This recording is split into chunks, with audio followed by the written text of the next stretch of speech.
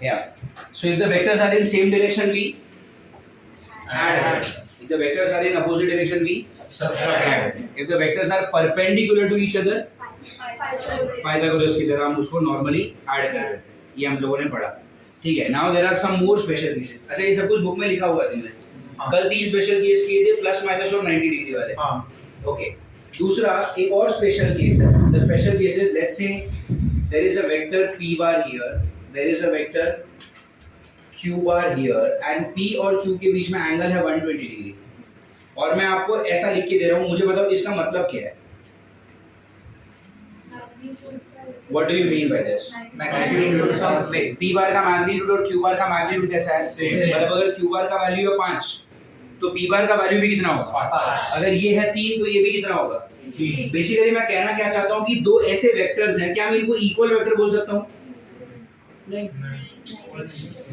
अरे equal vector में magnitude तो सेम होता ही है. अपार्ट फ्रॉम दैट डायरेक्शन भी सेम होना चाहिए. तो यहाँ पर P और Q का मैग्नीट्यूड कैसा है? But what about the direction? तो मैं इनको इक्वल वेक्टर्स बोल नहीं सकता. Do you understand? तो अब क्या करेंगे? P बार और Q बार इक्वल वेक्टर तो नहीं है. क्या वो नेगेटिव वेक्टर है? नेगेटिव वेक्टर में क्या होता है? मैग्नीट्यूड सेम, डायरेक्शन अपोजिट या डिफरेंट? अपोजिट. तो मैं खाली ऐसा बोलूंगा कि P बार और Q बार ना ही इक्वल है ना ही नेगेटिव है. ये दोनों क्या है? They are just two vectors जिनका मैग्नीट्यूड कोइंसिडेंटली सेम. अरे यार, it's just a coincidence.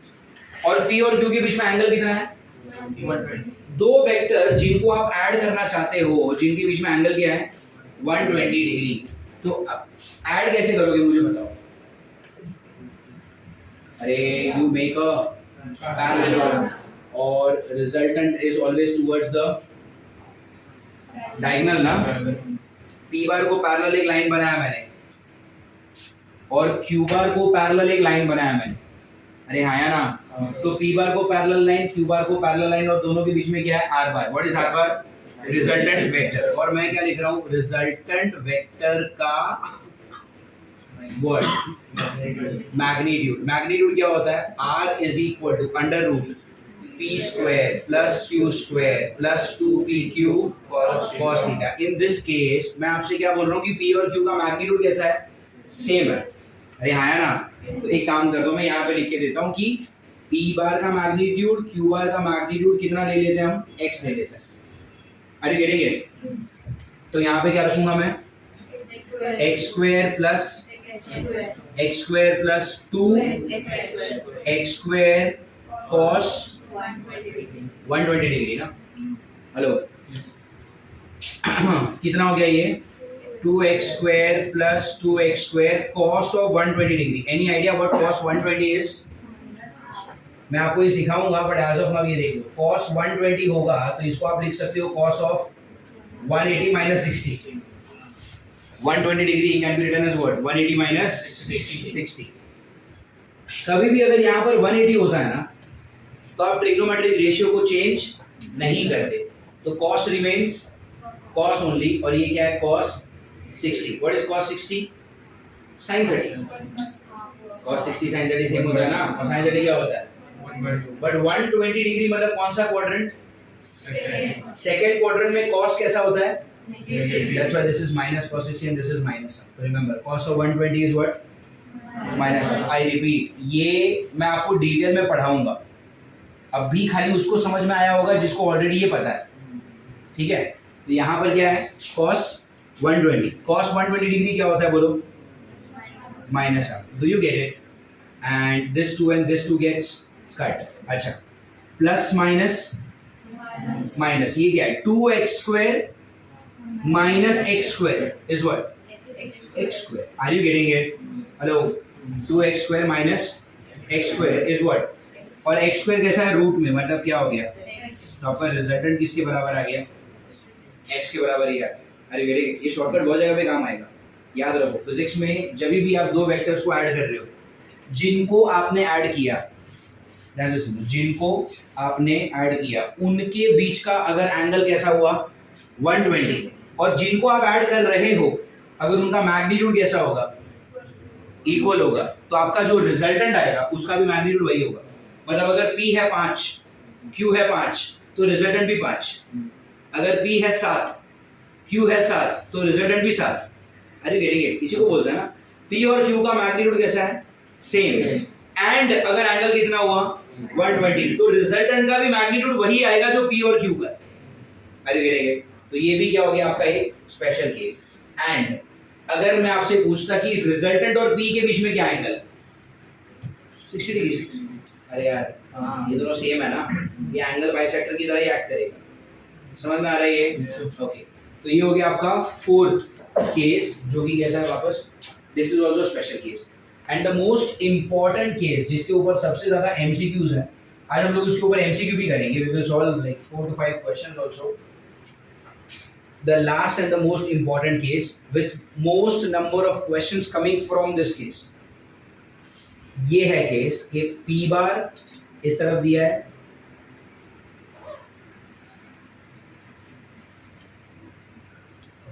look at this, so there is a vector P bar, there is another vector Q bar, और बहुत ही ध्यान से देखो, काफी ऑब्वियस सी बात है, P और Q के बीच में एंगल कैसा है, 90 छोटा सा 90 से बड़ा, 90 से बड़ा एंगल है ना। P और Q के बीच में एंगल कैसा है, 90 से बड़ा। अगर मैं क्या बनाता हूँ, इसका पैरेललोग्राम बनाता हूँ तो वो कुछ ऐसा आएगा।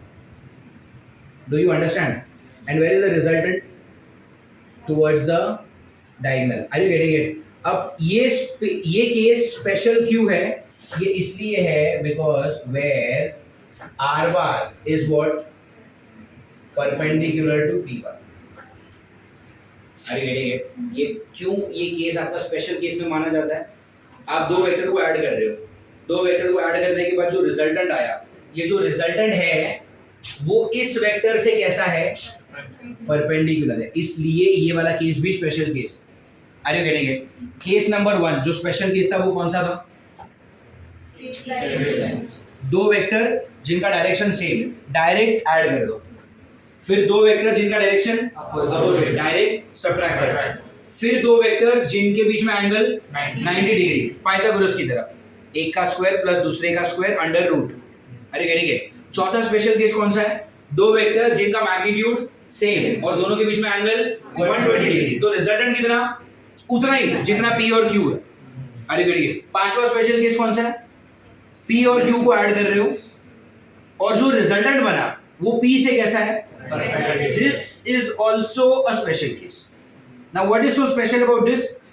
Observation से special क्या है कि आपका जो रिजल्टेंट है वो किसी एक वेक्टर से, एंड प्रिसाइजली अगर आप देखो तो मैं आपको बोल सकता हूं क्या कि जो P है उसका जो मैग्नीट्यूड है वो Q के मैग्नीट्यूड से छोटा है। अरे यार P का जो मैग्नीट्यूड है वो Q के मैग्नीट्यूड से कैसा है, छोटा। Don't you agree? If P का magnitude is smaller than what, tell me, Q का मैग्नीट्यूड, और आपका जो रिजल्टेंट है वो किससे परपेंडिकुलर है, P बार से। मतलब मैं बोल सकता हूं क्या, resultant is perpendicular to what, tell me, smaller vector. तो ये भी आपका एक स्पेशल केस बन जाता है। Are you getting it? Now इस स्पेशल केस के बेनिफिट्स क्या हैं मुझे बताओ।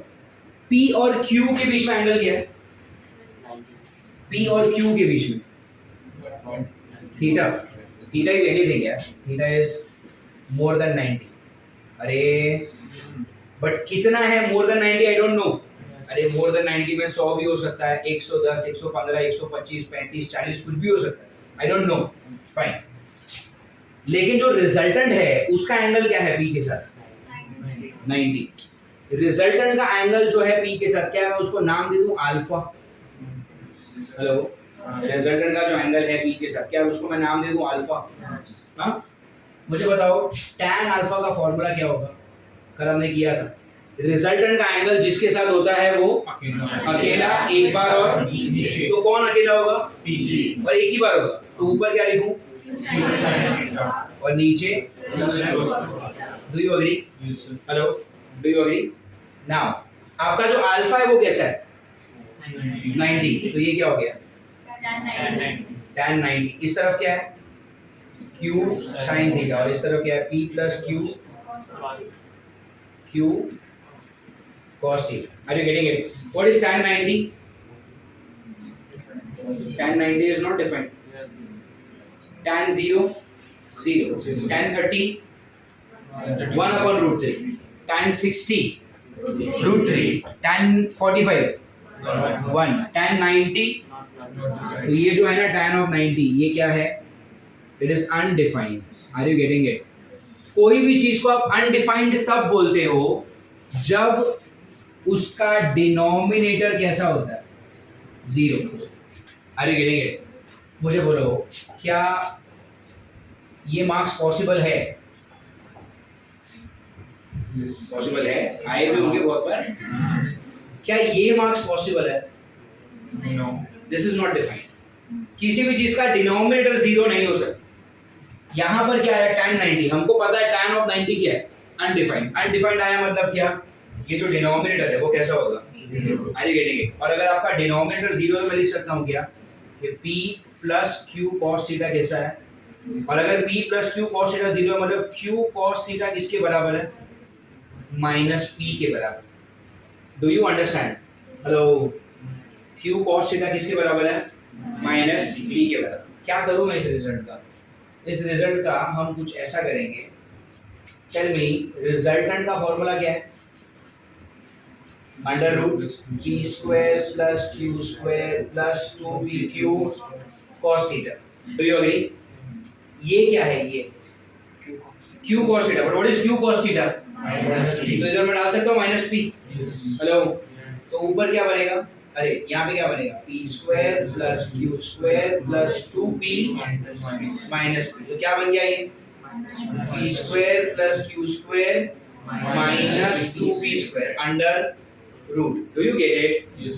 p square minus 2p square is minus p square. Do you get it? और इस तरफ क्या है?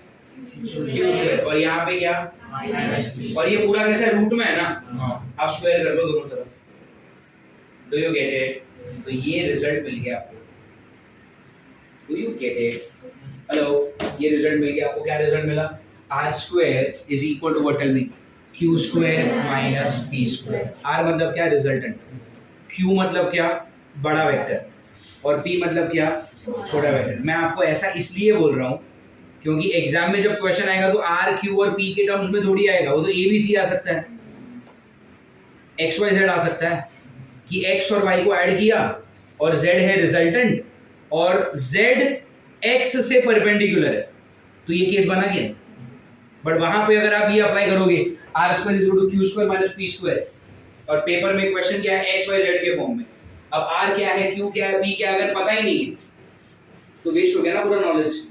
Are you getting it? r for result, q मतलब बड़ा वेक्टर और p मतलब आर यू गेटिंग इट? तो ये हमको एक रिलेशन मिल गया। किसका किसका? देखो, तीनों वेक्टर के बीच में रिलेशन मिल गया। क्वेश्चन कैसे आएंगे? तीन में से कोई भी अगर दो दे दिया तो तीसरा निकाल लोगे। हेलो, ये एक क्वेश्चन आ सकता है। दूसरा, यहाँ पे अगर आप देखोगे ये छोटा वाला वेक्टर है p और ये बड़ा वाला वेक्टर है q और ये थीटा क्या है? उन्हीं दोनों के बीच का एंगल। तो मेरे पास और एक रिजल्ट है। अरे यार, समझ में आ रहा है? मान लो मैं आपको p देता हूँ, q देता हूँ और थीटा पूछता हूँ। समझ में आ रहा है? मैं आपको p देता हूँ, मैं आपको q देता हूँ और थीटा पूछता हूँ, तो क्या ये वाला काम में आएगा? p मालूम है, q मालूम है। अगर ये अप्लाई किया तो आप r निकाल लोगे, बट r निकालना ही नहीं था मुझे क्या निकालना था? तो ये काम आएगा ना? Are you getting it? तो ये कैसे याद रखेंगे? q cos theta is equal to minus p। q मतलब बड़ा vector, are you getting it? और p मतलब और बड़े वाले वेक्टर और छोटे वाले के बीच में ये रिलेशन है। q cos theta is equal to what? Tell me. Minus p। समझ में आ रहा है ये? हेलो, पक्का? ओके। अब मेरे पास बड़ा वेक्टर, छोटा वेक्टर और थीटा, उसका रिलेशन है। मेरे पास रिजल्टेंट और दोनों वेक्टर्स का भी relation. Can I make one more relation? एक काम करता हूं,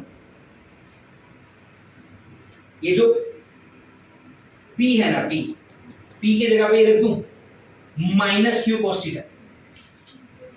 अरे यार, ये माइनस इधर है, उसको इधर डाल सकते हैं कि नहीं? तो p क्या बन गया? Minus q cos theta. और अगर मैंने यहाँ पे सब्स्टिट्यूट किया तो ये क्या आएगा? r square is equal to what? q square minus p का स्क्वायर ना, बट p क्या है? माइनस q cos थीटा का स्क्वायर क्या होगा? q square cos square theta. अरे यार स्क्वायर करेगा तो माइनस गया ना, समझ में आ रहा है? तो फिर यहाँ पे क्या, q स्क्वायर कॉमन, अंदर क्या बचा? 1 माइनस cos स्क्वायर थीटा। यहाँ पे क्या है? What is 1 minus cos square? यहाँ पर क्या आ गया? और आपने क्या ले लिया? अभी रूट ले लिया, तो r is equal to q sin theta. Do you get it? Hello, क्या ये समझ में आ रही है? तो आपको क्या क्या रिलेशन मिल गए? आपको 3 रिलेशन मिले। पहला रिलेशन बड़ा वेक्टर, छोटा वेक्टर और उनके बीच के एंगल के साथ। दूसरा रिलेशन रिजल्टेंट बड़ा वाला वेक्टर और छोटा वाला वेक्टर के साथ। और तीसरा रिजल्ट रिजल्टेंट और बड़ा वाला वेक्टर के साथ। Are you getting it? अभी टोटल कितनी चीज है यहाँ पे? आर, क्यू, पी और थीटा, 4 ही तो चीज है और हमको मोस्टली सबके रिलेशन पता है। Are you getting it? 4 में से कोई भी 2 दे दिया तो तीसरा निकाल सकते हैं। आर और क्यू मालूम है तो पी निकाल सकता है। आर और क्यू मालूम है तो थीटा निकाल सकते हो। क्यू और थीटा मालूम है तो पी निकाल सकते हो। इससे ज्यादा क्या पूछ लेगा कोई? Are you understanding? हेलो, तो एडिशन के कितने तरीके होते हैं पहले ये बोलो। एडिशन के 2 तरीके होते हैं, कल किया था हमने। एक ट्राइंगल लॉ और दूसरा पैरेललोग्राम। ट्राइंगल लॉ का दिक्कत क्या है कि ट्राइंगल लॉ से सिर्फ डायरेक्शन निकाल सकते हो, उससे मैग्नीट्यूड मिलेगा नहीं। और पैरेललोग्राम लॉ से क्या होता है? दोनों मिलते हैं, डायरेक्शन भी मिलेगा और मैग्नीट्यूड भी मिलेगा। ये समझ में आ रहा है? उससे दोनों मिलेंगे। फिर पैरेललोग्राम लॉ में जब आप 2 वेक्टर को ऐड करते हो, मान लो this is P and this is Q, दोनों के बीच में एंगल है थीटा, तो इनको जब आप ऐड करोगे तो क्या करोगे? You complete a parallelogram. When you complete a parallelogram, बीच में क्या कर, डायगोनली क्या बनाओगे? रिजल्टेंट। उस रिजल्टेंट वेक्टर का भी एक मैग्नीट्यूड होगा और उसका भी एक डायरेक्शन होगा। अरे यस और नो? तो रिजल्टेंट वेक्टर का डायरेक्शन कैसे मिलेगा? tan अल्फा या फिर tan बीटा। जिसके साथ भी एंगल होगा वो कैसा? अकेला, एक बार और नीचे। वो याद है? आप लोगों में से कितने लोग ऐसे हैं जो कल नहीं थे? तो आप लोगों के ग्रुप पे एक वीडियो आया वेक्टर्स का, ग्रुप पे सब लोग एडेड हो। अगर आप रिपीटर्स बैच के ग्रुप पे एडेड नहीं हो तो सूरज सर से ब्रेक में मिलो, get yourself added in the group. I will repost the video. It's कल लेक्चर 2.5 घंटे का था, बट ब्रेक और राइटिंग टाइम को हटा के lecture is only 1 hour 30 minutes। ठीक है, तो आज ही घर जाके 1 hour 30 minutes का टाइम इन्वेस्ट करो और कल का पूरा लेक्चर देख लो। आज का लेक्चर तो आप बैठे ही हो, कल का लेक्चर देख लो, so that you and we are parallel. ऐसा नहीं होना चाहिए कि मैं पढ़ाते जा रहा हूँ तुमको समझ में नहीं आ रहा। Are you getting it? तो invest that much of time. या फिर रिजल्टेंट का मैग्नीट्यूड क्या होता है?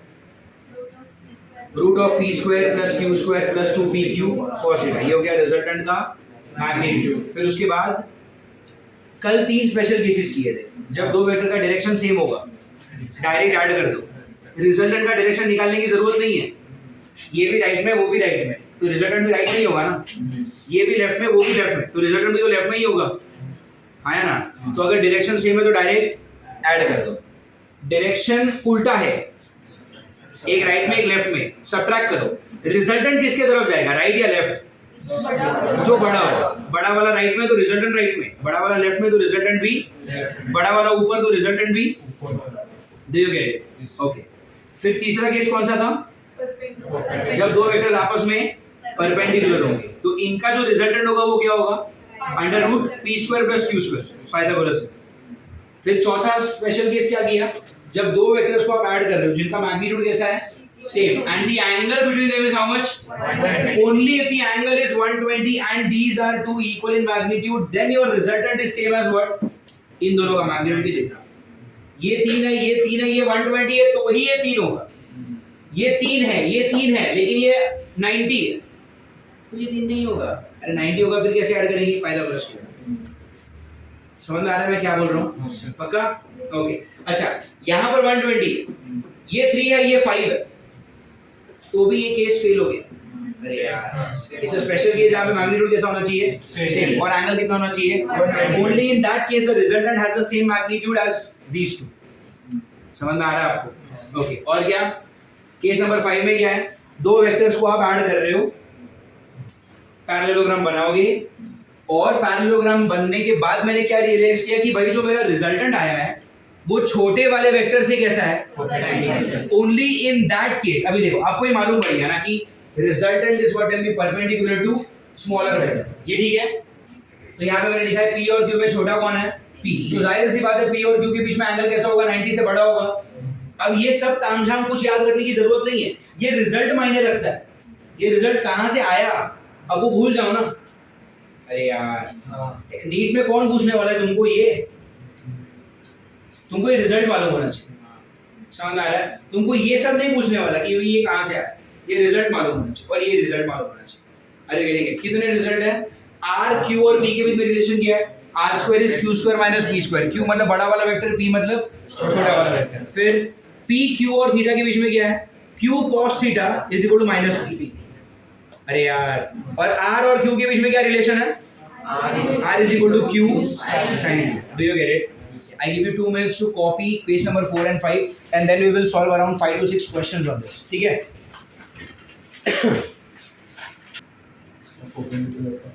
क्या चीज? दूसरा मेथड परपेंडिकुलर का व्हाट? मैं आपने पहले भी मेथड और एक सिखाने वाला हूँ बोला, मुझे नहीं आता है, मुझे इतना ही आता है। I am actually not able to recollect. कल कुछ did I commit something yesterday? Did I tell you something कि कुछ और पढ़ेंगे करके? आधा घंटा लगेगा। वो यही तो था, ये दोनों स्कोर तो लगा यार 22-23 मिनट हुआ है, वही था। और अभी इसके 4 क्वेश्चन करेंगे तो इसका अकेले का आधा घंटा हो जाएगा। अच्छा, यही परपेंडिकुलर बोला था मैंने कल कि दो वेक्टर को ऐड किया, रिजल्टेंट छोटे वाले वेक्टर से परपेंडिकुलर है। This was a case that I wanted to discuss. Yes, यही था। चलो अब केस 5 पे कुछ क्वेश्चंस कर लेते हैं, ठीक है? We will give you such notes when all the students come. I don't know how many admissions are going to happen, तो मैं order नहीं दे पा रहा print के लिए, ठीक है? तो wait for a few days, like for a week or 10 days maybe. चलो page नहीं, question number 1. Question number 1.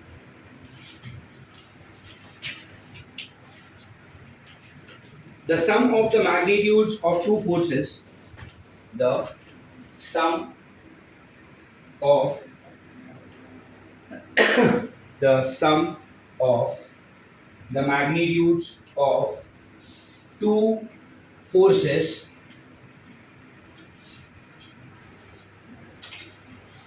acting at a point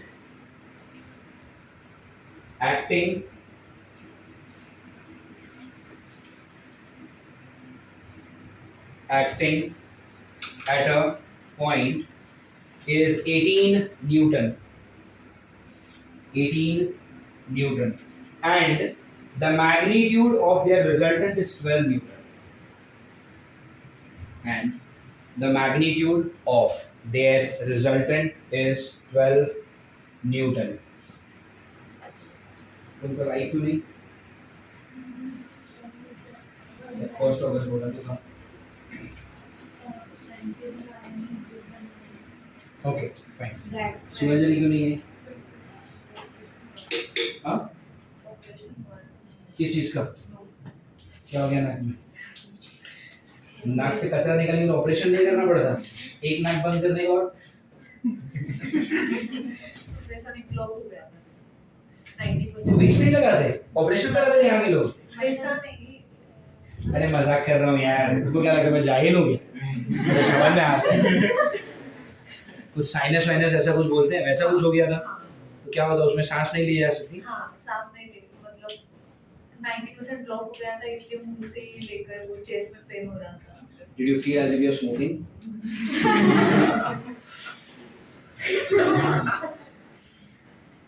Sorry, वो तो शुभांकर करता है। अच्छा ओके क्या लिखा? The magnitude of the resultant is what? 12 Newton. Next उसी को कंटिन्यू करो. If the resultant makes an angle of 90 degree, if the resultant makes an angle of 90 degree with the smaller force, if the resultant makes an angle of 90 degree with the smaller force, what are the magnitudes of the two forces? करोगे खुद से, option नहीं दे रहा मैं. What are the magnitudes of the two forces? Yeah, take your time.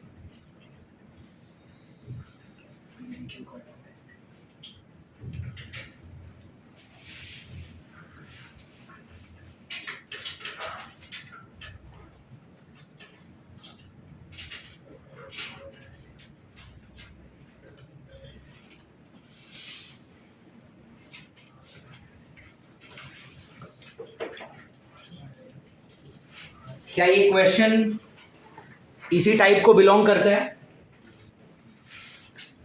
जो अभी उन्होंने उसमें लिखा है ना? P और Q का रिजल्टेंट जो है वो उन्होंने बोला है कि it is perpendicular to smaller vector ना. तो यही टाइप तो है पूरे क्वेश्चन में. कहीं पर भी थीटा दिया है नहीं. पूरे क्वेश्चन में कहीं पर भी थीटा पूछा है नहीं. तो ना ही थीटा दिया है ना ही थीटा पूछा है. तो ये वाला यूज करोगे नहीं, ये वाला यूज करोगे. एक ही चीज यूज करना है. अरे गेट गेट. चलो इतना हिंट दिया है, बाकी का आप सोचो खुद से.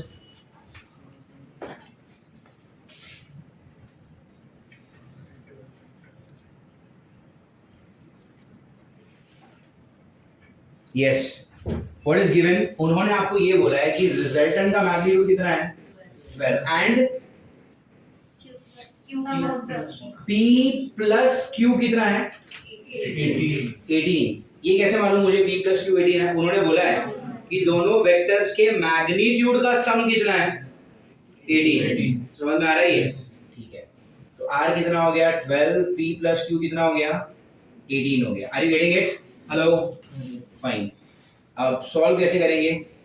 मैं वापस बोल रहा हूँ, ना ही थीटा दिया है ना ही थीटा पूछा है. तो ये वाला और ये वाला रिजल्ट यूज करके कोई मतलब ही नहीं है.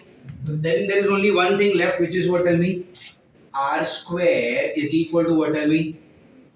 Q square minus P square. Are you getting it? R कितना है 12. तो ये क्या हो गया 12 का square is equal to Q square minus P square. अब देखो, क्या तुमको Q पता है?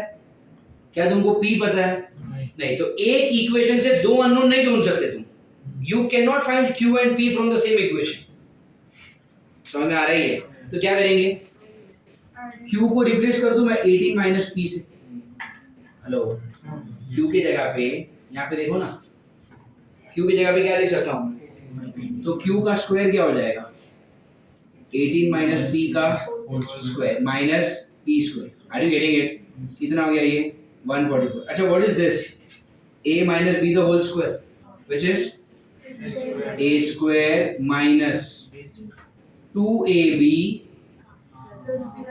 plus B square. और पीछे क्या है माइनस B square. देखो यहाँ पे भी यार लकी, ये प्लस P square और माइनस P square कट हो गया. ये माइनस 36P को इधर भेजो, कितना हो गया प्लस 36P, और इसको उधर भेजो 324 माइनस 144 कितना 180. तो P कितना हो गया 180 अपॉन 36. P कितना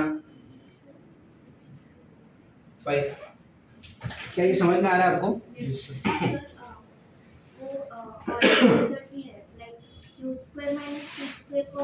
Q माइनस P और Q प्लस P लिख दो. या ऐसा भी कर सकते हो, R square is equal to Q square minus P square है. करेक्ट. R को क्या लिख दो आप? R 12 है ना, तो R का स्क्वायर क्या हो गया 144. ये क्या है Q square minus P square को ऐसा लिख सकते हो Q minus P and Q plus P. Hello, you do that. इससे क्या हो गया वो जो Q प्लस P है ना, उसका वैल्यू है ना तुम्हारे पास? समझ में आ रहा है आपको? ये यहाँ पर क्या था, P प्लस Q का वैल्यू कितना है 18, तो ये क्या हो गया 144। इधर क्या है Q माइनस P, इस चीज का वैल्यू कितना है 18, ये 18 इधर आएगा तो कितना हो गया 18 8 जार, तो ये क्या हो गया Q माइनस P। अरे गेटिंग इट? इसको आप बोलो इक्वेशन नंबर 1, इसको आप बोल दो इक्वेशन नंबर 2। अरे गेटिंग इट? 1 और 2 को ऐड किया तो क्या होगा,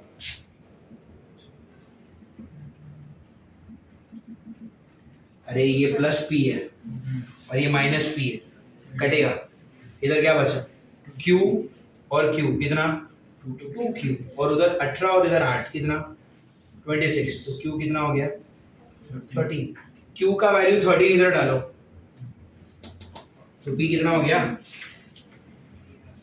5 ही आया ना, और P का वैल्यू 5 है, इधर डालो तो Q कितना आ गया 13 ही आया।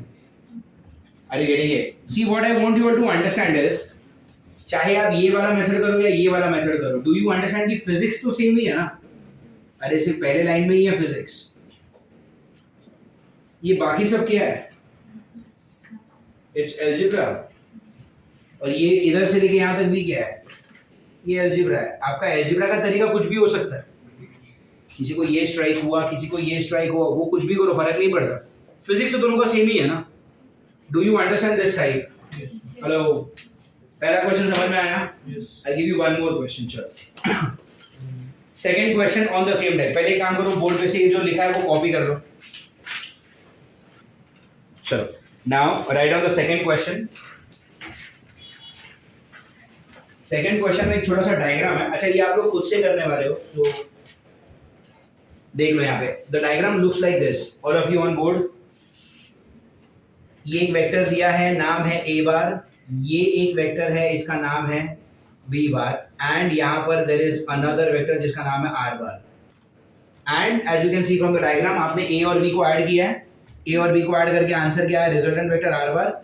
डायग्राम से ही मालूम पड़ रहा है, अच्छा उन्होंने करके भी दिया है that r bar and a bar are what, tell me, perpendicular. It's a clear question of that case. अरे हाँ है ना। और आपको क्या बोला गया है, आपको बोला गया the resultant of two vectors, ध्यान से सुनो, मैं जो बोल रहा हूँ वो सुनो, यहाँ पे डायग्राम पे देखो।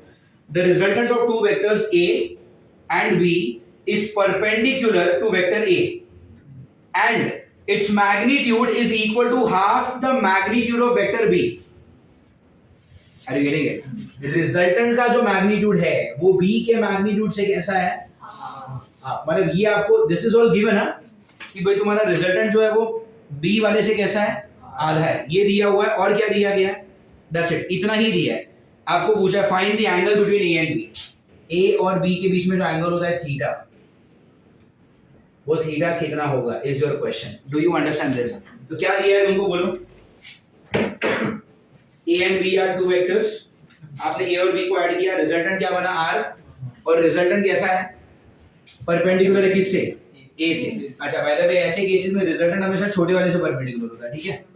और ये तो हो गया, आपको डायग्राम से मालूम पड़ रहा है। फिर आपको उन्होंने क्या दिया है कि जो रिजल्टेंट है उसका जो मैग्नीट्यूड है वो b के मैग्नीट्यूड से कैसा है, हेलो, जो रिजल्टेंट है उसका जो मैग्नीट्यूड है वो b के मैग्नीट्यूड से कैसा है, हाफ, ठीक है। एंड और क्या दिया आपको, रिजल्टेंट का जो मैग्नीट्यूड है वो b के मैग्नीट्यूड से कैसा है, हाफ है। What else, r is half of b, वो समझा, और कुछ दिया नहीं है उन्होंने। और आपको पूछा था angle between a and b, theta पूछा है। ये question I want you all to think पूरा खुद से। एक और क्वेश्चन देता हूं, वेट, लिख लो ये अच्छा सुनो, जो भी डायग्राम है पहले वो कर लेता हूं मैं, डायग्राम वाले क्वेश्चंस।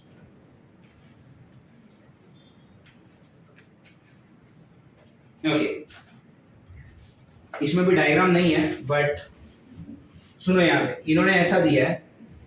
अच्छा यू टेल मी, इसका मतलब क्या है, a bar plus b bar equal to c bar, इस लाइन का मतलब क्या है कि a वेक्टर है b वेक्टर है, आपने उन दोनों को ऐड किया है, ऐड करके जो रिजल्टेंट आया वो कौन है, c।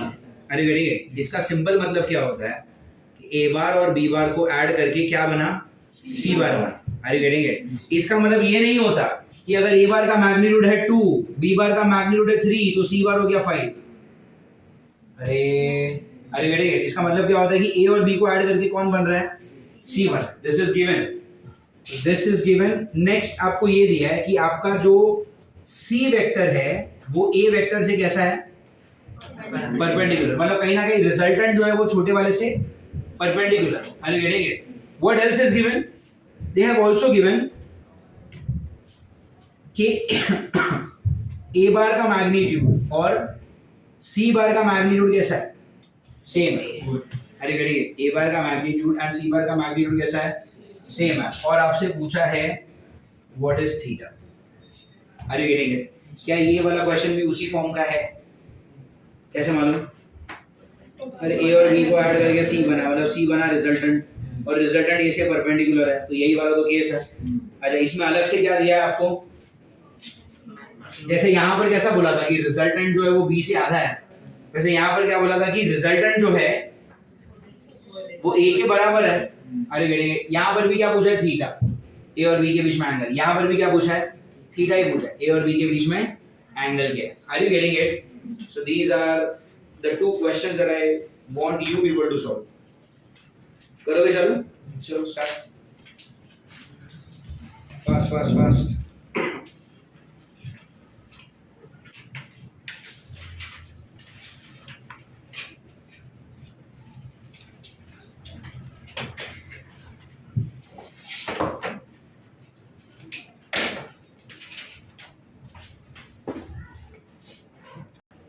Yeah. Question number 2 देखते हैं चलो। हाँ, so in question number 2, what are they looking for? Theta. So if they are looking for theta, you will have to use this and this, या फिर this और this, दोनों में से कोई एक तो यूज करना पड़ेगा ना। मैं बोलता हूँ ये मत यूज करो। क्यों? क्योंकि इसमें अननेसेसरी छोटा वाला वेक्टर भी इन्वॉल्व हो रहा है यार। छोटा वाला वेक्टर यहाँ पर कौन है? a। क्या आपको a के बारे में कुछ दिया है? नहीं। क्या आपको a के बारे में कुछ पूछा है? तो अननेसेसरी इसको डालोगे तो एक और चीज बढ़ जाएगी। Are you getting it? अच्छा, इसके बारे में क्या ख्याल है? r is equal to q sine theta. q मतलब कौन? b मतलब बड़ा। अरे यार, q मतलब बड़ा वाला वेक्टर ना, तो यहाँ पर बड़ा वाला वेक्टर कौन है? तो मैं इधर क्या लिखूंगा इस क्वेश्चन के हिसाब से? r equal to, but what is r equal to? r को लिखो b/2 is equal to b sin theta. ये b और ये b कट, sin थीटा कितना हो गया? हाफ। अरे हां ना, sin थीटा कितना हुआ? sin थीटा हाफ कब होता है? जब थीटा कैसा हो? पर थीटा 30 डिग्री से कम तो लग ही नहीं रहा। तो याद रखो, जब थीटा 120 होता है ना, सॉरी, जब थीटा 150 होता है ना, तभी भी साइन थीटा हाफ होता है। बताता हूं मैं आपको, यहाँ पे देखो, साइन ऑफ 150 डिग्री को क्या आप ऐसा लिख सकते हो? Sine of 180 minus theta. अरे 150 को लिख सकता हूं मैं 180 माइनस 30। 180 आया ना, तो साइन रिमेन्स साइन ओनली। 150 मतलब क्या? Second quadrant. साइन कैसा होता है सेकेंड क्वाड्रेंट में? पॉजिटिव। तो ये कैसा हो गया? प्लस। चलो एक काम करेंगे, अभी ये दोनों क्वेश्चन के बाद है ना, मैं आपको ये सिखा देता हूँ, ठीक है? क्योंकि तुम्हारी शक्ल पे लिखा है, तुमको नहीं आता ये सब। तो याद रखो, साइन थीटा हाफ आया ना, तो थीटा के दो वैल्यू पॉसिबल है। या तो थीटा कितना होगा? 30, या तो थीटा कितना होगा? अभी ऑप्शन में ना दोनों दिए हैं, 30 भी और 150, और आपको बहुत टेम्प्ट होगा साइन थीटा हाफ देके 30 मार्क करने का। बट ये तो कॉमन सेंस है ना। वो 10th स्टैंडर्ड में ऐसे क्वेश्चन नहीं होता था क्या, father's age and son's age वाला? उसमें फादर का एज कभी सन के एज से कम आया ना।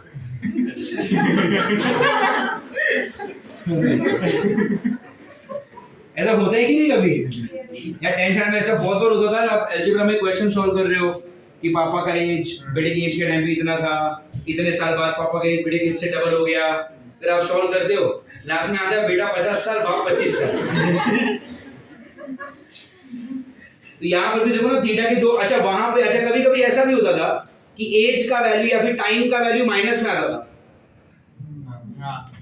अरे यार जब आप दो क्वेश्चन सॉल्व, एक क्वेश्चन का क्वाड्रेटिक इक्वेशन सॉल्व करते हो तो पता है दो वैल्यू आते हैं तो उसमें कभी कभी टाइम ऐसा आएगा, या तो टाइम है -2 सेकंड या तो टाइम है 5 सेकंड।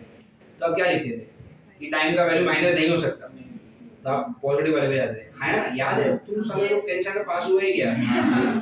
तो ये वैसा ही है ना, यहाँ पे थीटा कितना है 30 भी और 150 भी है, विल वी गो फॉर 30?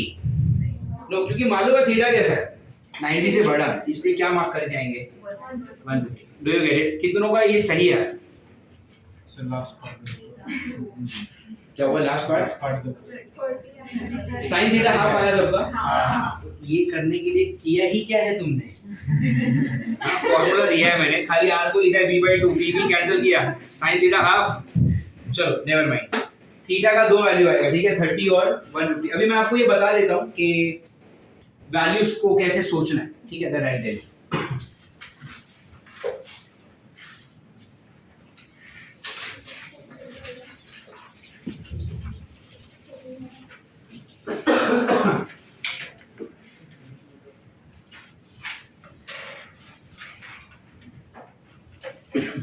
तुम्हारा नाम क्या है? जो दे सीसीटी है भाई, मैं तुम यहाँ पर पहले आई हो क्या ड्यूरिंग नीट के पहले?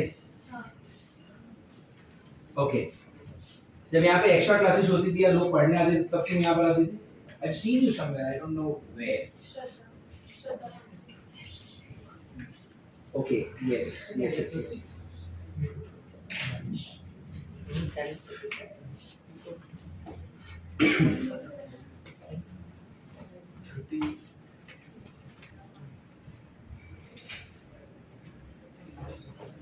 बोलो थर्ड क्वेश्चन कितनों को आया? फाइन, लेट्स सी क्या बोला उन्होंने आपको। ए बार और बी बार को ऐड करके क्या बन रहा है? हेलो, ए बार और बी बार को ऐड करके क्या बन रहा है? सी बार। और सी कैसा है? ए से परपेंडिकुलर। इधर ही कर दूं क्या करेक्शन? डायग्राम ऊपर ही बना लेता है ना। ये ए बार और बी बार ऐड करके क्या बन रहा है? सी बार। और सी कैसा है? ए से परपेंडिकुलर। और ए और सी का मैग्नीट्यूड कैसा है? सेम। तो थीटा कितना? ए और सी का मैग्नीट्यूड सेम दिया है ना हमको, कैसे करेंगे बताओ? अच्छा सुनो, ये सी मतलब रिजल्टेंट है ना, और ए मतलब क्या? छोटा वाला वेक्टर। अपने पास एक भी ऐसा फॉर्मूला नहीं है जो रिजल्टेंट और छोटे वाले वेक्टर को रिलेट करता हो, है क्या रिजल्ट? तो बना सकते हैं ना, क्यों नहीं बना सकते? बना लेते हैं, अभी बना लेते हैं। इधर से क्यू क्या होगा? यहां से क्यू क्या होगा? -p अपॉन, और वहां से क्यू क्या होगा? r upon sine theta. दोनों तरफ के क्यू को कंपेयर करेंगे तो दोनों तरफ का राइट हैंड साइड मैच होगा, रौनक। तो ये क्या हो जाएगा? -p upon cos theta is equal to r upon sine theta. अरे हाँ है ना, ये साइन को इधर लिया तो r क्या बनेगा? -p tan theta, sine upon cos। मैं नहीं बताने वाला ये सब, साइन अपॉन cos tan होता है। याद है कि नहीं तुमको? तो यहाँ पे मेरे पास रिलेशन क्या आ गया? r is equal to -p tan theta. इसमें r क्या है? रिजल्टेंट, और p क्या है? छोटा वाला वेक्टर। अरे हाँ या ना? तो यहाँ पर हमारे केस में r कौन है? रिजल्टेंट मतलब कौन? c। और p मतलब छोटा वाला वेक्टर। छोटा वाला वेक्टर कौन है? Are you getting it? Equal to tan theta. समझ में आ रहा है आपको? ये समझ में आ रहा है आपको? तो यहाँ से अच्छा a और c कैसे हैं? a और c कैसे हैं? इक्वल। तो आपका tan थीटा कितना हो गया? -1। समझ में आ रहा है? tan थीटा कितना हो गया? -1। अब मुझे बताओ, अगर मैं ऐसा लिखता कि tan थीटा इक्वल टू 1 है तो आप क्या बोलते? थीटा कितना है? 45 डिग्री। पर tan थीटा -1 आया तो tan जो है वो नेगेटिव कौन से क्वाड्रेंट में होता है?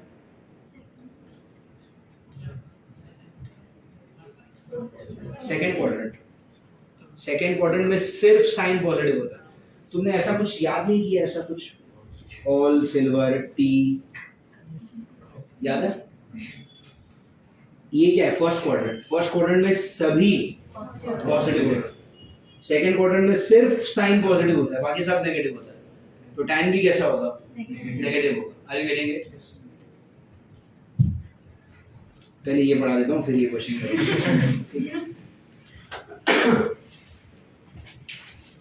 चलो let's do it that way. अच्छा, एंड आप में से जितने लोगों ने, डेफिनेटली ये वाला रिलेशन तो तुमको नहीं पता था, इसके बिना कितने लोगों ने करने की कोशिश की? ओके, आया तुम लोगों को आंसर? ऐसे कर सकते हैं इसको, लेट्स यूज दिस, क्या है वो, R square is equal to what, Q square minus P square. इसमें आर क्या है, रिजल्टेंट। क्वेश्चन नंबर 3 में रिजल्टेंट कौन है, तो सी का स्क्वायर होगा। क्यू मतलब कौन, बड़ा वाला वेक्टर, जो कि यहाँ पर कौन है, बी, और पी मतलब क्या, छोटा वाला वेक्टर, जो कि यहाँ पर क्या है, तो इन शॉर्ट फॉर्मूला क्या बन गया, c square is equal to what, b square minus a square. Correct है, लेकिन सी और ए कैसे है, तो ए की जगह पे सी डाल सकते हो। हेलो, तो ये क्या हो गया, 2c स्क्वायर इक्वल टू, मतलब क्या, √2c is equal to b, आया ना। इसको बोल दो स्टेप 1। स्टेप 2 में देखो, ये क्या है, रिजल्टेंट और बड़ा वाला वेक्टर। रिजल्टेंट और बड़े वाले के बीच में क्या रिलेशन, r मतलब रिजल्टेंट, हमारे केस में रिजल्टेंट कौन है, c, q मतलब बड़ा वाला वेक्टर, हमारे केस में बड़ा वाला वेक्टर कौन है, आर यू गेटिंग इट। और c is equal to b sin theta, में b की जगह पे क्या डाल सकते हैं हम, √2c sin थीटा। ये c और ये c कट, ये क्या आएगा, 1/√2 इज इक्वल टू, वापस दो ऑप्शन है, या तो आपके पास थीटा कितना होगा 45 डिग्री, या तो फिर थीटा कितना होगा 135 डिग्री, क्योंकि साइन ऑफ 45 भी 1/√2 होता है, साइन ऑफ 135 भी कितना होता है 1/√2, तो यहाँ पर थीटा कितना माना जाएगा, why not this, because this is less than 90, that is more than 90। समझ में आ रहा है आपको, पक्का, फाइन। तो क्वेश्चन नंबर 3 भी कॉपी कर लो, फिर मैं आपको ट्रिग्नोमेट्रिक आइडेंटिटीज बता देता हूँ, साइन कोसाइन कैसे सॉल्व करना। कॉपी कर लो क्वेश्चन नंबर 3 का सॉल्यूशन।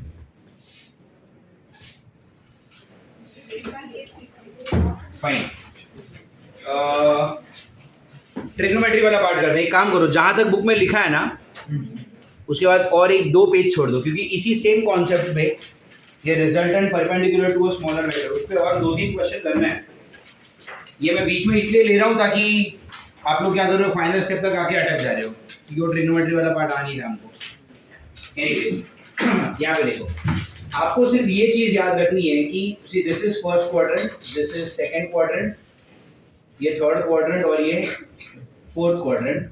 फर्स्ट क्वाड्रेंट में ना सारे ट्रिग्नोमेट्रिक रेशियो पॉजिटिव होते हैं, सारे 6 के 6, sine cosine tangent cosec sec और कॉट, कॉट मतलब कोटैंजेंट, सबके सब कैसे होते हैं, पॉजिटिव होता है।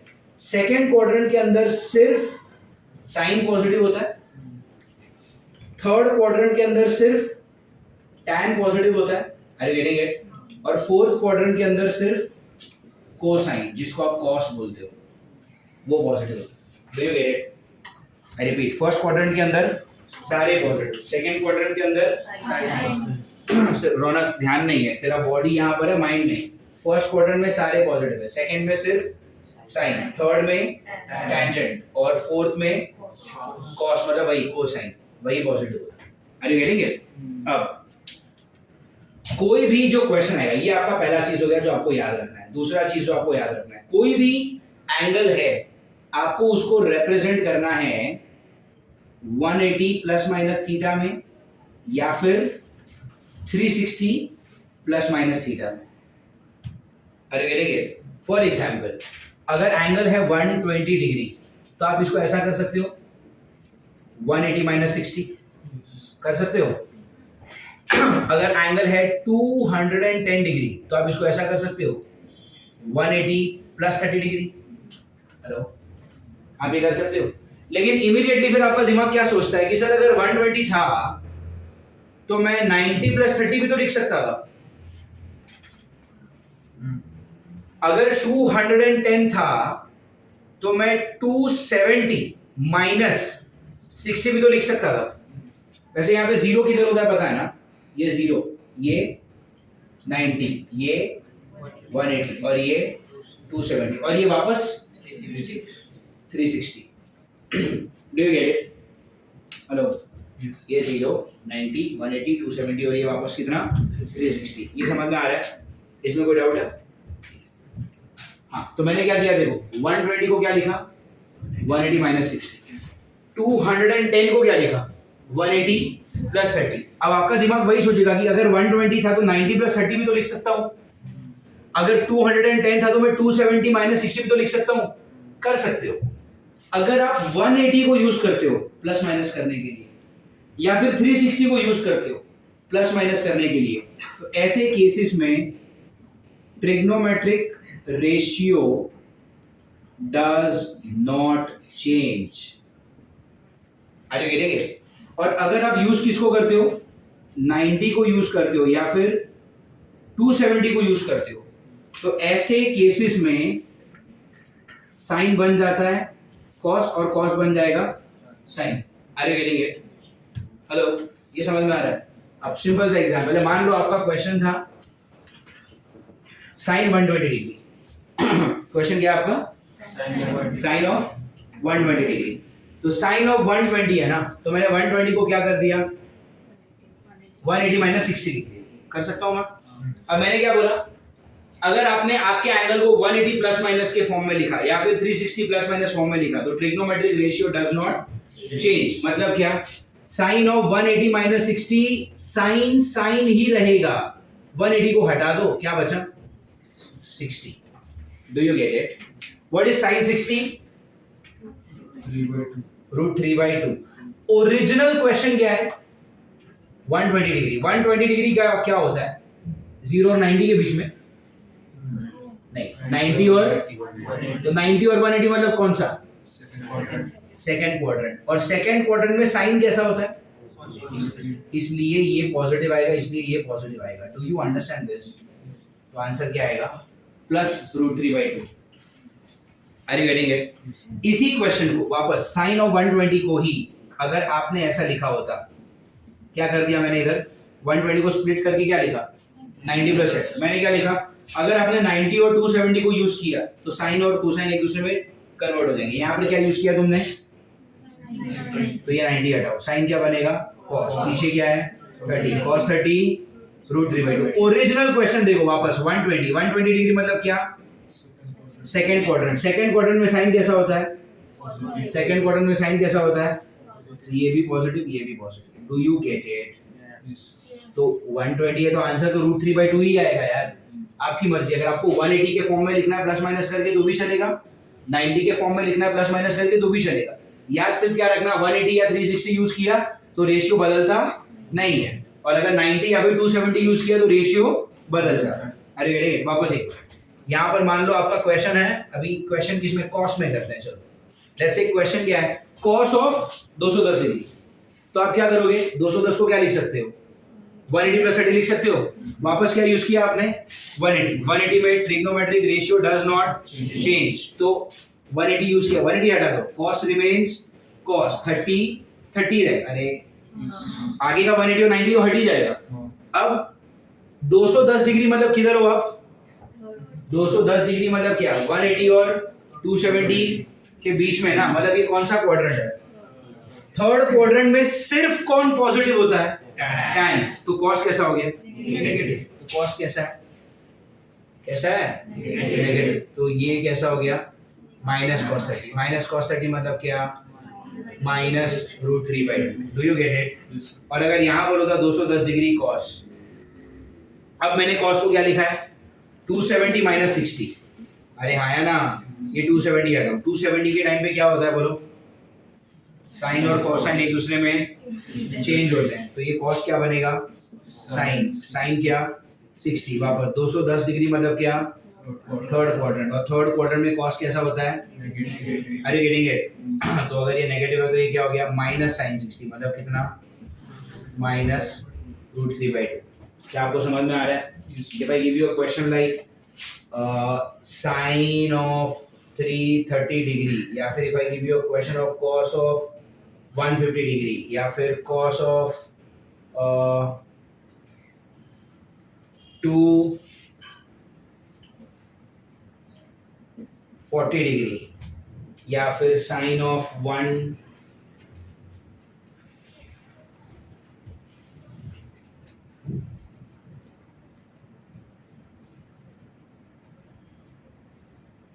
ऐसे मत देखो यार, नर्वस हो रहा हूँ मैं।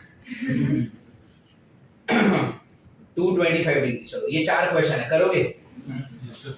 पहले वाले 4 लिख लो और लिखते लिखते एक बार प्रैक्टिस भी कर लो।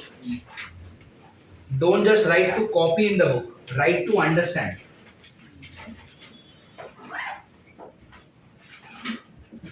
पहले वाले 4 लिख लो और फिर बाद वाले 4 सॉल्व कर लो।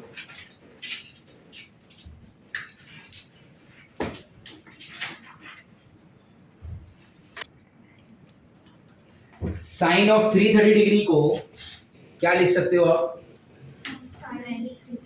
360 माइनस 30 लिख सकता हूँ। 360 लिखा तो क्या होगा? रेशियो डज नॉट चेंज, है ना? साइन 30 कितना? हाफ। 330 मतलब क्या? Fourth quadrant. अरे हाँ है ना, 330 मतलब क्या? Fourth quadrant. लेकिन चौथे क्वाड्रेंट में सिर्फ कौन पॉजिटिव होता है? कॉस। तो मतलब साइन कैसा हो गया? अगर साइन नेगेटिव है तो ये माइनस, और ये कितना हो गया? Minus. How many got this correct? Nice. क्या हो गया? गलत हो गया कुछ? क्या हो गया? बोल क्या हुआ? 1/√2 साइन 30 1/√2 लिया। ये 240 को क्या करोगे? क्या करना है? एक आपके पास ऑप्शन है 180 प्लस 60 लिख दो, या तो फिर 270 माइनस 30 लिख दो। दोनों भी सही आंसर देगा। क्या करना है? 270 जानबूझ के उल्टा पुल्टा करेंगे। 270 माइनस 30। 270 लिखा मतलब क्या? रेशियो चेंज हो रहा है, कॉस बनेगा साइन, और पीछे क्या है? 30। Sign 30 half. 240 डिग्री मतलब क्या? Third quadrant. थर्ड क्वाड्रेंट में सिर्फ tan पॉजिटिव होता है, तो कॉस कैसा हो गया? नेगेटिव। तो इधर भी माइनस, इधर भी माइनस और माइनस है। हम देखो दिस करें।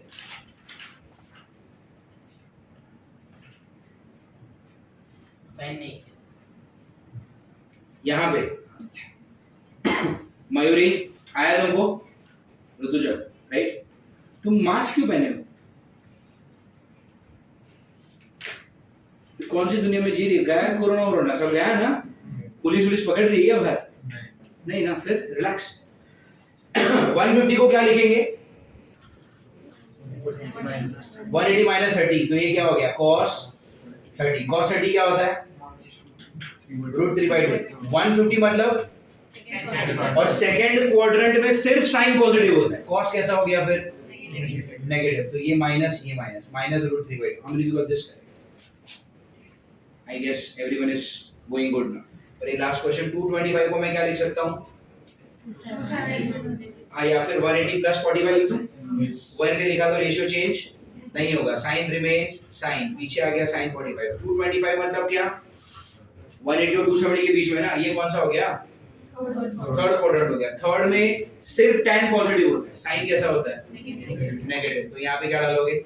Minus sine 45। तो ये हो गया minus minus what? Tell me. 1/√2। Do you get it? समझ में आ रही है? तो ये हो गया ट्रिग्नोमेट्रिक रेशियोज का कैसे डील करना है। समझ में आ रहा है आपको? पक्का? ओके। और व्हाट एल्स?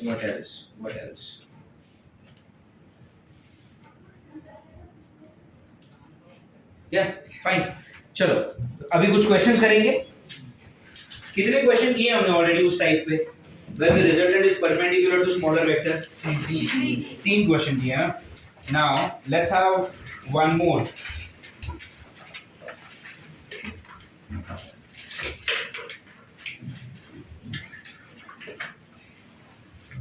लेकिन ये पूरा आप लोग करोगे, मैं कुछ नहीं बोलने वाला, ठीक है? Completely on you. देखो, a vector q bar having magnitude 8, a vector q bar having magnitude 8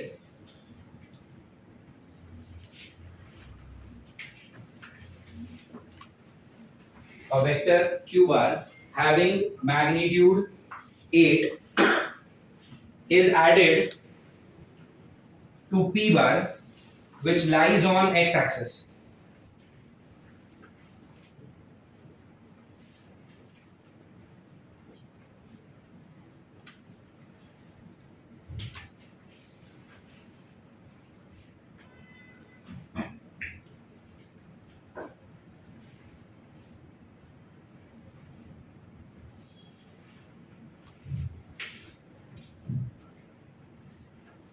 Which lies on x axis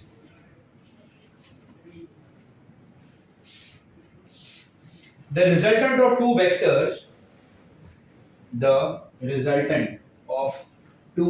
vectors lies on y axis. The resultant of two vectors lies on y axis and has magnitude twice of p. And has magnitude twice of p. Twice of p. What is the magnitude of p bar? What is the magnitude of p bar? Option दे देता हूँ 6/√5, 8/√5, 12/√5. सबके denominator में √5 है. 6, 8, 12, 16.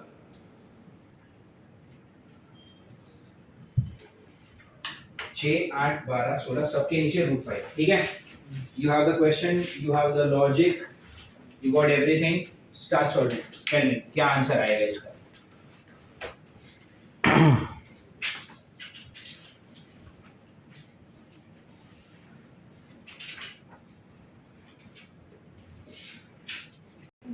Okay let's check. क्या बोला उन्होंने? पहले तो आपको उन्होंने ये बोला कि आपने किन दोनों को ऐड किया ये बताओ. आप किन दोनों को ऐड कर रहे हो? P और Q को आप ऐड कर रहे हो. ठीक है. और P और Q को ऐड किया. आपको कैसे मालूम पड़ा कि ये वाला जो क्वेश्चन है वो परपेंडिकुलर टाइप वाला ही है? उन्होंने बोला है P lies on x axis and resultant of these two vector lies on y axis. जाहिर सी बात है ये फिर q बार इधर ही किधर होगा. अरे हाँ है ना. ये हो गया आपका q bar. Are you convinced? Hello. and r बार और p बार के बीच में एंगल क्या है? 90 है ना. r बार और p बार के बीच में एंगल हो गया 90. इनका ये कहना है कि Q का वैल्यू दिया है ना उन्होंने 8 और उन्होंने क्या बोला कि जो रिजल्टेंट है उसका P के साथ क्या देना है? तो resultant is what? Double of P. This is also given. है ना. मुझे बताओ क्या Q और P के बीच में जो एंगल होता है थीटा, क्या वो थीटा दिया है? नहीं. क्या वो थीटा पूछा है? नहीं. तो कोई भी थीटा वाला रिजल्ट ही मत यूज करो ना. तो हमारे पास फिर एक ही रिजल्ट बचा. रिजल्टेंट का स्क्वायर इज व्हाट? बड़े वाले वेक्टर का स्क्वायर माइनस छोटे वाले का स्क्वायर. रिजल्टेंट क्या है नहीं पता बट p का डबल है. मतलब कितना है? 4p square. और q कितना है? 8. मतलब कितना? 64. ओ ये कितना हो गया? 5p square is 64. p कितना हो गया? 8/√5. ये कुछ ज्यादा इजी हो गया ये तो. है ना. It was straight forward. Right. अब देखो ये आपको इजी लग रहा है दो रीजन की वजह से. एक अभी पढ़ा है. दूसरा कहीं ना कहीं आपके दिमाग को पता है कि ये resultant perpendicular to p bar वाला केस है.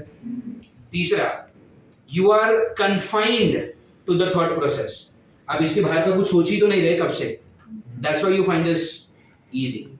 बट अगर यही क्वेश्चन नीट में आएगा तो सिर्फ उस स्टूडेंट को ये इजी लगेगा जिसने रेगुलर इसको प्रैक्टिस किया हो.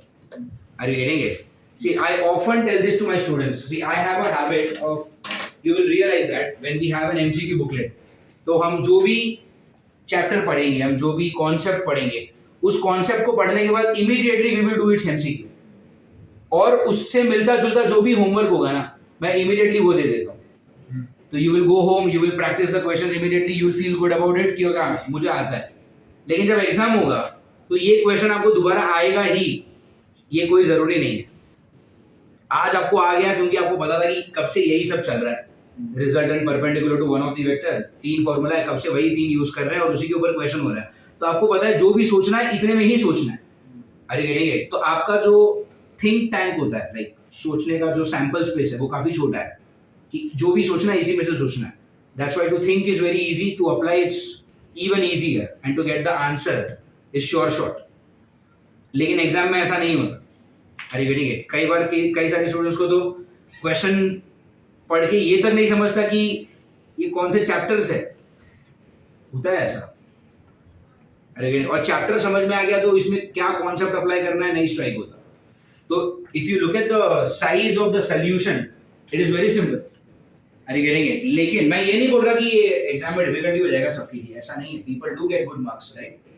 तो only those students will be able to solve every concept जो इन सारे कॉन्सेप्ट्स को या कोई भी पढ़ाए गए कॉन्सेप्ट्स को if you read regularly, you have to be in touch with the subject. That's what I mean. Are you getting it? You have to be in touch with the subject. अगर आज आप कितना भी अच्छा vector कर लो, 6 महीने तक vector नहीं पढ़ोगे और सीधा जनवरी में जाके वेक्टर्स का एग्जाम दोगे, यू विल फ्लंक, फेल होंगे ही होंगे। गलती आपके दिमाग की नहीं है। ऐसा नहीं है कि आपको समझ में नहीं आया। Not that you are not intelligent. You are intelligent, but it is just that if you are not in touch, you forget the moves, you forget the tricks. समझ में आ रहा है मैं क्या बोल रहा हूँ? कुछ चीजें ऐसी होती है जो टच में नहीं हो तभी हो। आज 10 साल के बाद भी साइकिल चलाओगे तो कभी गिरोगे नहीं। अरे यार समझ में आ रहा है? 10 साल के बाद भी साइकिल चलाना सबको आता है, राइट? बट ऐसा नहीं है कि आप 5-7 साल साइकिल नहीं चलाओगे और सीधा 7 साल के बाद साइकिल हाथ में लिया तो गिर जाओगे क्या? नहीं, वो बैलेंस रहेगा। बट ये दिमाग में जो डेटा होता है ना, this is informative. Are getting it? If you are not in touch with the subject any more for like 5 months or 6 months, you tend to forget, and that is natural. इसमें आपकी कोई गलती नहीं है। अरे गेटिंग इट? लेकिन ये भूलने वाली चीज ना हो उसके लिए क्या करना पड़ेगा? You have to revise, and the only way to revise is what? Whenever there is a test. अभी तो पहला चैप्टर वेक्टर्स, जब भी आपका पहला टेस्ट होगा वो वेक्टर्स का ही होगा। लेकिन जब वेक्टर्स के टेस्ट के बाद अगला टेस्ट में लूंगा फॉर एग्जांपल मेजरमेंट का, तो मेजरमेंट के टेस्ट में जो 45 क्वेश्चंस होंगे उसमें से 40 क्वेश्चंस मेजरमेंट के होंगे, 4-5 क्वेश्चन में वेक्टर की भी डालूंगा। अरे यार, फिर थर्ड अगर मैंने हीट का टेस्ट लिया तो हीट के 35 क्वेश्चंस होंगे लेकिन 5 वेक्टर और 5 मेजरमेंट के भी डालूंगा। Are you getting it? So when you are solving you are continuously in the touch with the subject. Are you getting it? And you have to take it positively. तो जब भी नए chapters की test होगी तो पुराने chapters को ऐसा नहीं है कि आप साइड में रख दो, पुराना चैप्टर्स भी पढ़ना ही है, उसके भी जो अच्छे क्वेश्चंस उसको दोबारा सॉल्व करना ही है। Can you all connect? मैं क्या बोल रहा हूँ समझ में आ रहा है आपको? अच्छा, ये इस कॉन्सेप्ट पे कौन सा क्वेश्चन हो गया? What number of question is this? 4th question. Okay, we will solve one more. Let me just find it.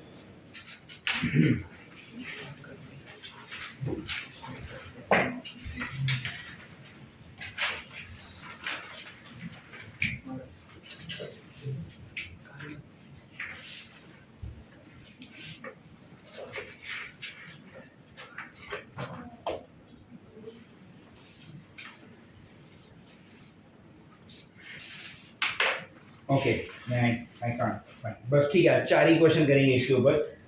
Let's have a look at the next type of questions जो addition पर ही based है। एक और type का question आता है and that type of question is, आपको ये पूछा जाता है, they will give you a pair of a set of 3 vectors और आपको बोलेंगे कि क्या ये आंसर 0 में कन्वर्ट हो सकता है। For example 2 4 8, 3 6 12, 2 4 3 and 10 12 25। आपको 4 ऑप्शंस दिए हैं और आपको ये पूछा है कि इनमें से कौन सा ऑप्शन आपको रिजल्टेंट वेक्टर 0 दे सकता है। Which amongst these can make resultant vector as 0? समझ में आ रहा है? 4 ऑप्शन दिए हैं और आपको बोला कि कौन सा ऑप्शन ऐड होके आपको 0 दे सकता है। अरे गेटिंग है? अब कैसे सॉल्व करेंगे इसको, ये देखते हैं। मुझे एक बात बताओ, एक वेक्टर है p बार, वैल्यू है 3, एक वेक्टर है q बार, वैल्यू है 4, इधर बीच में कोई तो एंगल है जो आपको नहीं पता। अगर मैंने आपको बोला कि p और q को ऐड करो, ध्यान से सुनना मेरी बात, अगर मैं आपको ये बोलता हूँ कि p और q को ऐड करो और ऐड करके रिजल्टेंट वेक्टर जो आएगा उसका मैग्नीट्यूड क्या होगा, तो क्या बोलोगे? ऐड करके रिजल्टेंट वेक्टर जो आएगा उसका मैग्नीट्यूड क्या होगा? Under root p square plus q square plus 2pq cos theta, यही तो करोगे? अरे हाँ या ना? क्या यूज करोगे? Resultant is equal to p square plus q square plus 2pq। Are you all with me? अगर मैं आपको बोलता हूं कि इस केस में थीटा है 0, थीटा 0 मतलब क्या? p ऐसा है, q ऐसा है ना, फिलहाल दिख रहा है। थीटा 0 किया मतलब दोनों सेम डायरेक्शन में हो गए। अब आपका आंसर क्या होगा रिजल्टेंट का?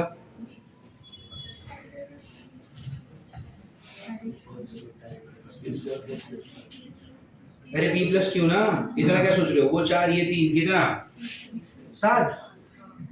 अरे p प्लस q क्या कर रहे हो? करके बोलो ना, 4 और 3 ये 7 हो गया। अगर मैं आपको बोलता हूं कि थीटा है 180, थीटा कितना है? अब रिजल्टेंट कितना हो गया? थीटा का कोई भी वैल्यू डाल दो, कोई भी, आंसर कभी 7 से बड़ा नहीं आएगा। अरे यार, थीटा का कोई भी वैल्यू डाल दो, आंसर कभी भी 7 से बड़ा, और थीटा का कोई भी वैल्यू डाल दो, आंसर कभी 1 से छोटा भी नहीं है। अरे गेटिंग? थीटा अगर आपने 0 डाला तो ऐड होके क्या बन गया? 7। थीटा आपने 180 डाला तो सब्ट्रैक्ट होके क्या बन गया? 1। लेकिन 0 और 180 के बीच में भी तो बहुत सारे एंगल्स होंगे। 30 डालो, 60 डालो, 90 डालो, कुछ भी डालो, आपका आंसर हमेशा 7 और 1 के बीच में ही आएगा। अरे गेटिंग? हमेशा 7 आएगा ये भी जरूरी नहीं है। 7 कब आएगा? जब आप ऐड करोगे। ऐड कब करोगे? जब थीटा कैसा होगा? 1 कब आएगा? जब आप सब्ट्रैक्ट करोगे। सब्ट्रैक्ट कब करोगे? जब थीटा कितना होगा? Do you understand? तो 0 वाले केस में ऐड करके 7 आ गया, 180 वाले केस में सब्ट्रैक्ट करके 1 आ गया। लेकिन अगर एंगल 0 और 180 के बीच में कुछ हुआ तो 7 और 1 के बीच में कुछ भी आएगा। कोई भी वैल्यू ले लो, 7 से बड़ा नहीं आ सकता आंसर, कोई भी वैल्यू ले लो 1 से छोटा नहीं आ सकता आंसर। अरे गेटिंग इट? तो दो वेक्टर को ऐड करके मैक्सिमम क्या लाया जा सकता है? उनका प्लस, उनका एल्जेब्रिक प्लस। अरे यार, और दो वेक्टर को ऐड करके मिनिमम क्या लाया जा सकता है? Algebraic minus. उससे नीचे नहीं जा सकते और एल्जेब्रिक प्लस से ऊपर नहीं जा सकते। अच्छा, 7 और 1 के बीच में भी तो बहुत सारे वैल्यूज है ना, क्या वो वैल्यू लाया जा सकता है? हाँ, थीटा का वैल्यू बदलो ना, 0 है, 5 डिग्री, 10 डिग्री, 15 डिग्री, 20 डिग्री, कुछ भी डालो, आंसर हमेशा 7 और 1 के बीच में आता रहेगा। Are you convinced? पक्का? अब विद दिस लॉजिक पहला ऑप्शन देखते हैं। पहला ऑप्शन क्या है? 2, 4 एंड 8 है ना। पहला ऑप्शन क्या है? 2, 4 एंड 8। अब देखो सोचना कैसे। 2, 4 एंड 8 में 2 एंड 4 का आपने अगर पेयर ले लिया तो 2 एंड 4 मैक्सिमम क्या दे सकता है? 6। और 2 और 4 मिनिमम क्या दे सकता है? 2। ये जो तीसरा वाला वेक्टर है 8, क्या वो 2 और 6 के बीच में कभी भी आएगा? नहीं। Are you getting it? तो क्या 2 और 4 मिलके कभी भी ऐसा नंबर बना सकते हैं जो 8 को कैंसिल करे? अरे यार, समझ आ रहा है? 2 और 4 मिलके मैक्सिमम क्या दे सकते हैं? मिनिमम क्या दे सकते हैं? कभी भी यहां से 6 से ऊपर नहीं जाएगा, 2 से नीचे नहीं जाएगा। तो क्या ये 2 और 4 मिलके कभी भी ऐसा नंबर बना पाएंगे जो 8 को कैंसिल करे?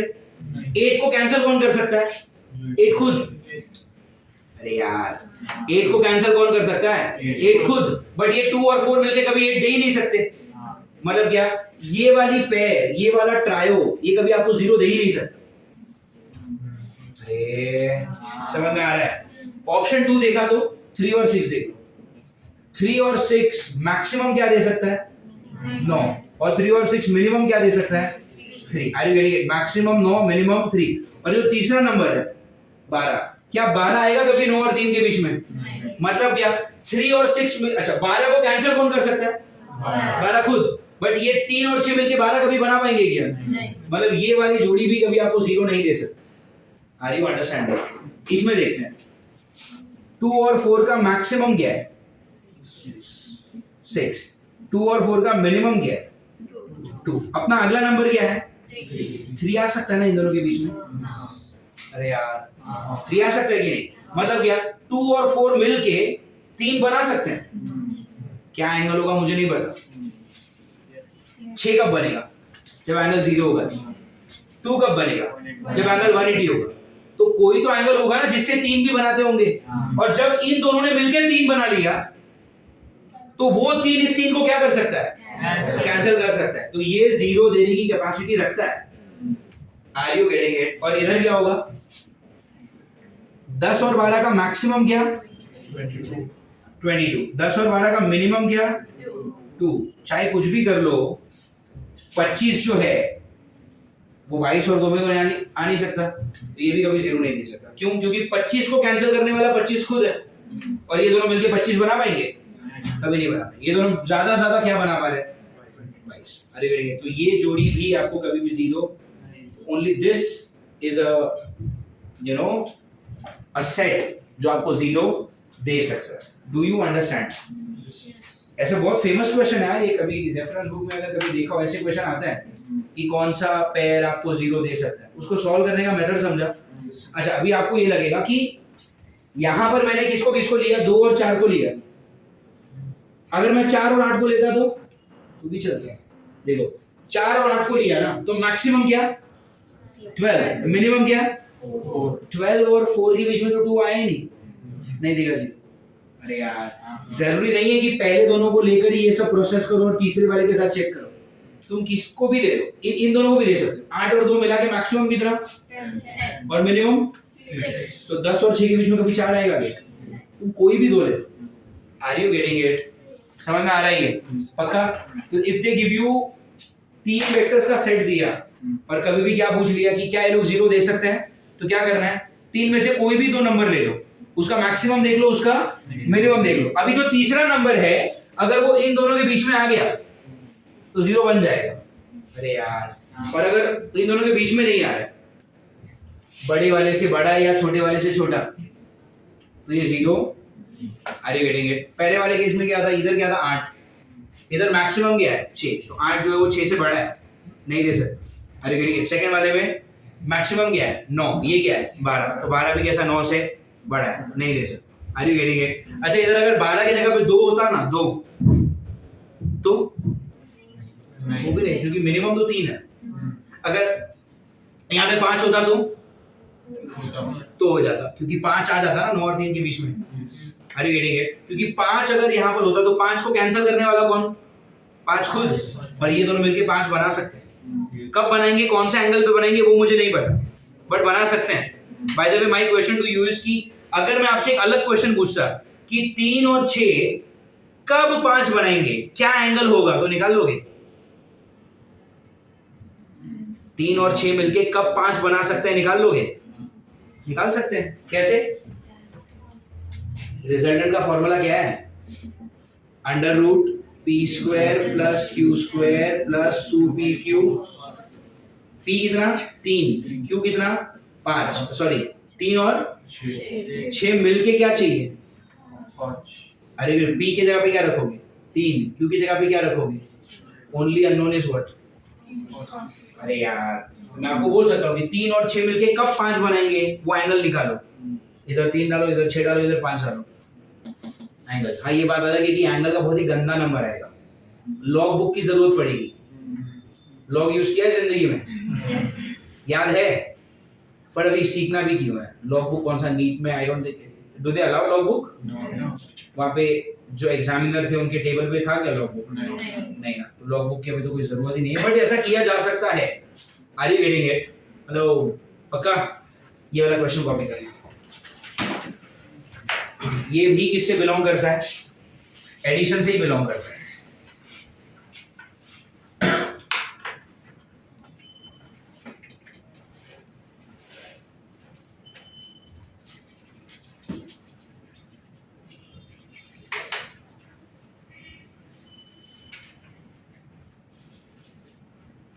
Now the next thing I want to teach is subtraction of two vector, but I don't have that much of time. 10 minute में खत्म नहीं कर पाऊंगा मैं.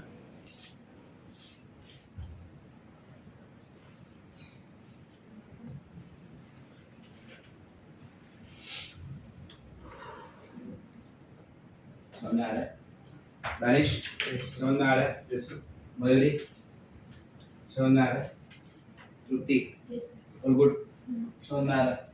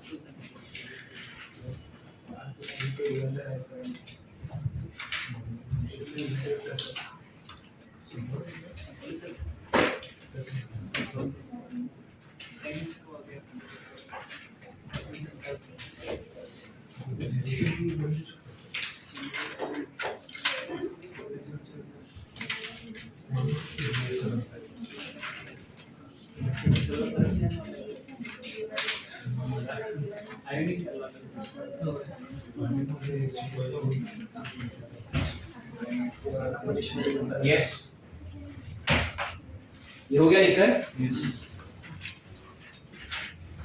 फाइन है. हाँ कोई डाउट? सिर्फ जीरो ही आएगा, दूसरा कोई नंबर भी आ सकता नहीं नहीं नहीं ऐसे ही क्वेश्चन आता है. Which amongst these can make resultant vector as zero. यही आएगा. ठीक है. Only this will come.